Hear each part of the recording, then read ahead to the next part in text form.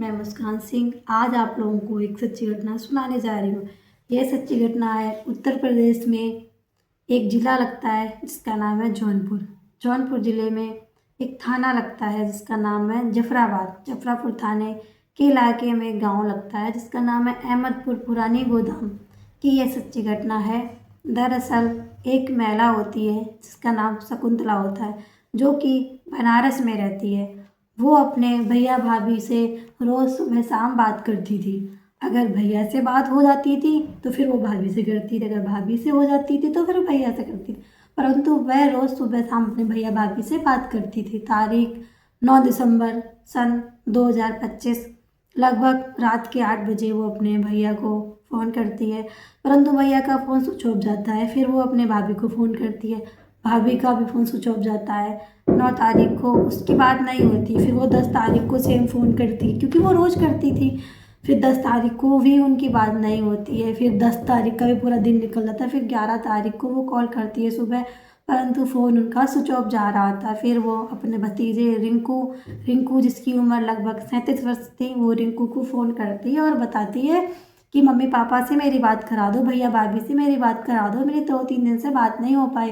रिंकू बोलता है ठीक है मैं करा देता हूँ। एक दिन पूरा निकल जाता है।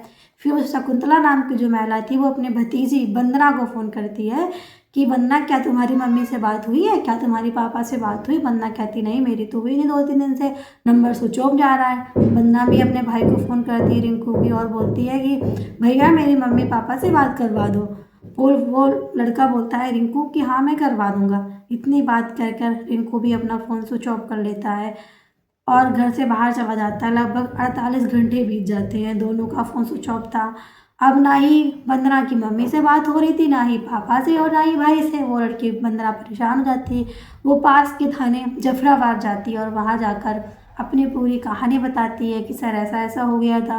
पुलिस रिपोर्ट दर्ज करती है। उसके बाद पुलिस तीनों का नंबर सर्वेलांस पे लगा देता है, उस रिंकू का और रिंकू के माँ बाप का।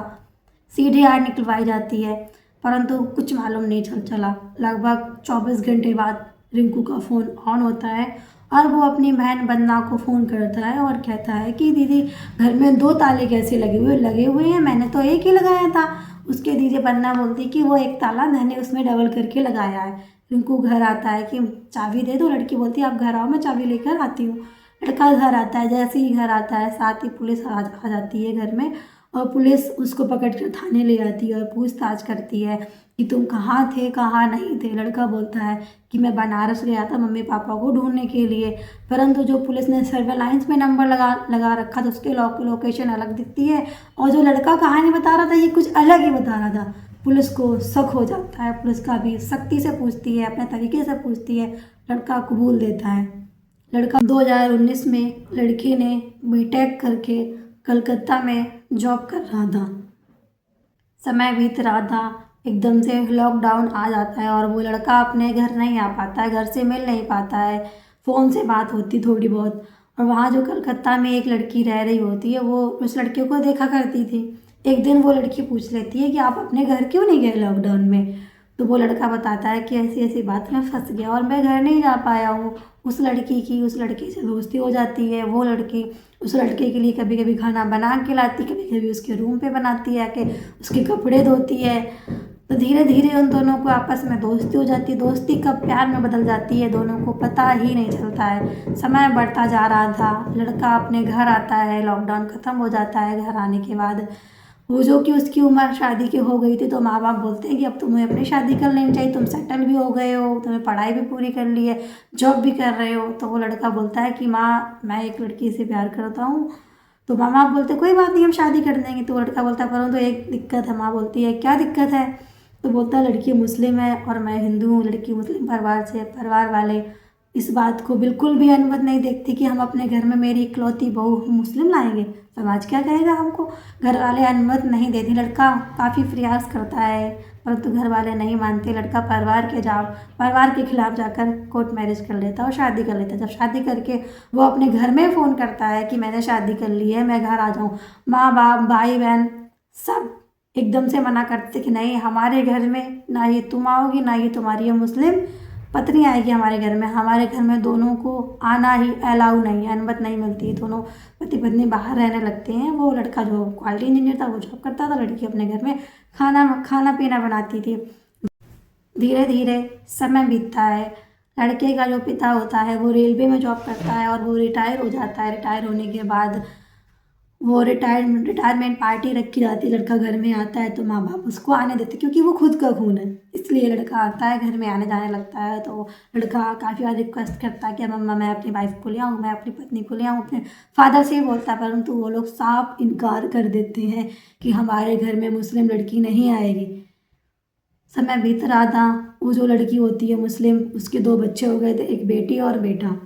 उसके बाद वो लड़का अपनी वाइफ के पास आ जाता है और आ जाने के बाद जब भी वो अपने घर में फ़ोन करता है या वहाँ से फ़ोन आता है उनकी बहनों का या उनके मदर फादर का, वो हमेशा यही कहते हैं, तू तो नमाज़ पढ़ने लगा होगा, तू तो मीट खाने लगा होगा, तू तो पूरा मुसलमान बनने लगा होगा। उसे हर टाइम यही ताना मिलता था, परंतु वो लड़का बोलता था कि नहीं मम्मी ऐसा कुछ नहीं है, वो अब हमारे धर्म में आ गई है, वो हिंदू बन गई है, वो हमारे तरीके से पूजा पाठ करती है, व्रत रखती है, वेजिटेबल्स खाते हैं हम लोग, नॉनवेज नहीं खाते हैं, परंतु घर वाले नहीं मानते थे।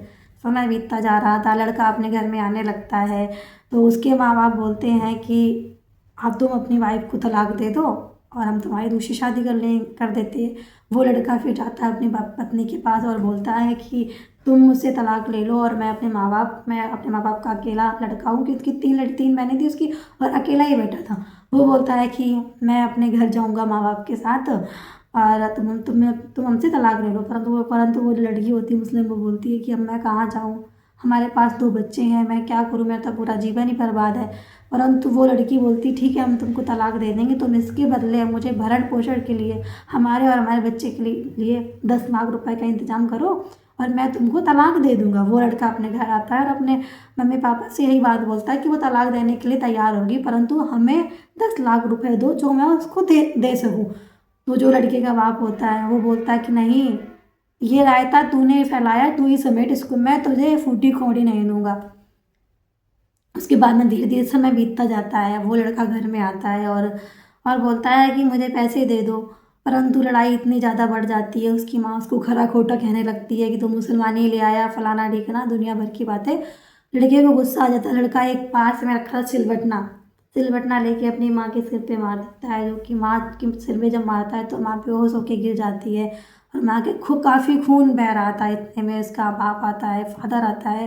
वो कहता है तूने ये क्या किया, मैं दुनिया वालों को बता दूंगा। उसका बाप फ़ोन निकाल के वीडियो बनाने लगता है। थोड़ी सी वीडियो बनाने के बाद वो 112 नंबर को कॉल करना चाहता है।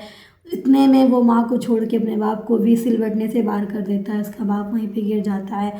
उसके बाद वो अपनी माँ को काफ़ी मतलब सोचता है कि अब मैं क्या करूँ। उधर उसका बाप तड़प रहा होता है, परंतु तड़पते तड़पते बाप चिल्लाने की कोशिश करता है कि मैं चिल्लाऊँ, शायद कोई बाहर से आए हमारे घर में, कोई हमारी मदद करे।